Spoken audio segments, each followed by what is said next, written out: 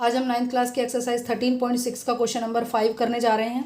इस क्वेश्चन में हमसे पूछा गया है, if cost ₹2200 to paint the inner curved surface area of the cylinder vessel 10 metre deep, if the cost of painting is at rate of ₹20 per metre square, तो हमें find करना है inner CSA of vessel, radius of base, और third part में हमें solve करना है capacity of the vessel. हमें यहाँ किसी सिलेंड्रिकल वेसल के इनर पार्ट की जो पेंटिंग की टोटल कॉस्ट हो सकती है वो दे रखी है।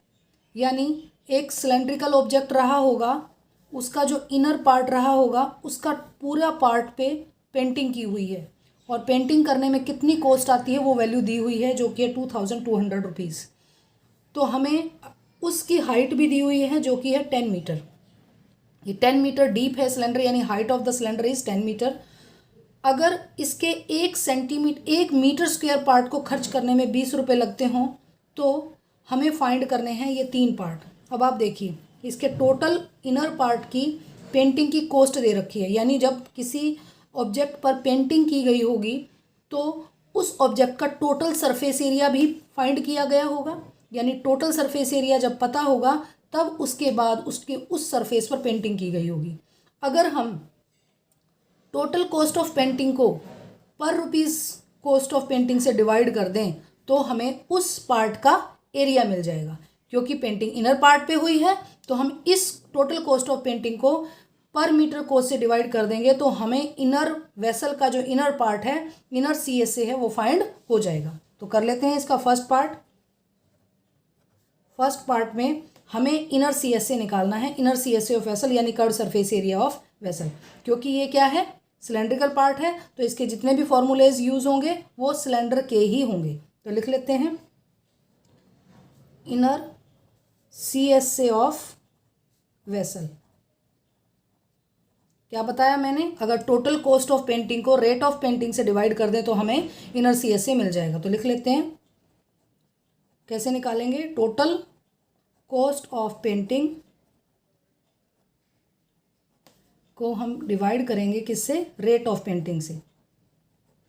Rate of painting, rate of painting यानी इसके पर यूनिट पार्ट पर पेंट करने की जो कॉस्ट है, ठीक है। तो टोटल हमें जो कॉस्ट है वो है ₹2200, और रेट ऑफ जो पेंटिंग है वो 20 रुपीज़ है। तो कैंसिल कर लेते हैं, 2 से 2 0 से 0 कैंसिल होगी, 2 से कैंसिल करेंगे, 2 1 ज़ार 2, 2 1 ज़ार 2 एंड 0, यानी हमें इनर सरफेस के एरिया कितना आ गया, 110 मीटर स्क्वायर। ये फर्स्ट पार्ट सॉल्व हो गया है। सेकेंड पार्ट में देखिए, हमसे पूछा गया रेडियस ऑफ बेस। इसके बेस का रेडियस भी पूछा गया है, बेस का रेडियस निकालना है। तो हमने इनर पार्ट का जो है इसके CSA निकाल लिया है, इसके इनर पार्ट का एरिया निकाल लिया है, बस वही वैल्यू लिख लेंगे। इनर सरफेस एरिया कितना था, इनर CSA जो हमने अभी फाइंड किया है ऑफ वेसल, उसकी वैल्यू है 110 मीटर स्क्वायर। बस यही फार्मूला लिख लेंगे। क्या फार्मूला होता है बोलिए, 2πRH। 110 हो जाएगा, यहाँ वैल्यू पुट कर लेते हैं, 2 × 22/7। R फाइंड करना है और हाइट हमें गिवन है 10 metre, is equal to 110। R को यहीं छोड़ेंगे, ये सारी वैल्यूज इधर ट्रांसपोज करेंगे। तो 7 क्योंकि इस नंबर को डिवाइड कर रहा है तो ये ऊपर जाके मल्टीप्लाई करेगा, और ये 2 × 22 और 10 नीचे चले जाएंगे, 2 × 22 × 10 कैंसिलिंग कर लेते हैं, 0 से 0 कैंसिल हो रही है, 11 से 11 1 ज़ार 11 और 11 2 ज़ार 22। तो क्या वैल्यू आ गई, 7/4। 7 को 4 से डिवाइड करने पर वैल्यू आएगी 1.75 मीटर। ये रेडियस हो जाएगी, यानी हम लिख सकते हैं radius is equal to 1.7 metre. Okay, अब हम इसका थर्ड पार्ट सॉल्व करेंगे। थर्ड पार्ट में हमें क्या पूछा गया है, थर्ड पार्ट में कैपेसिटी ऑफ द वेसल पूछी गई है, यानी इस सिलेंड्रिकल वेसल में कितने मटेरियल होल्ड किया जा सकता है। कैपेसिटी जब भी पूछी जाएगी तो हमें यही समझना है कि वो मटेरियल कितना, वो जो ऑब्जेक्ट है कितना मटेरियल होल्ड कर सकते हैं। तो क्योंकि सिलेंड्रिकल शेप है तो सिलेंडर का जो वॉल्यूम होता है वो क्या होता है, πr²h। लिख लेते हैं कैपेसिटी ऑफ वेसल,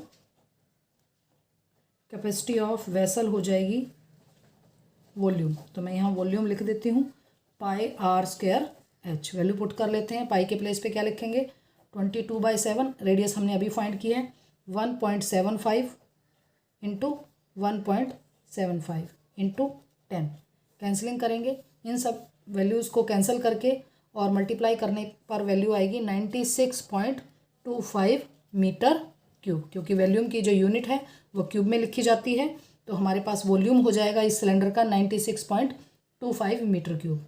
तो यही इस क्वेश्चन के तीनों पार्ट का सॉल्यूशन था। नेक्स्ट वीडियो में इस एक्सरसाइज का क्वेश्चन नंबर 6 सॉल्व करेंगे।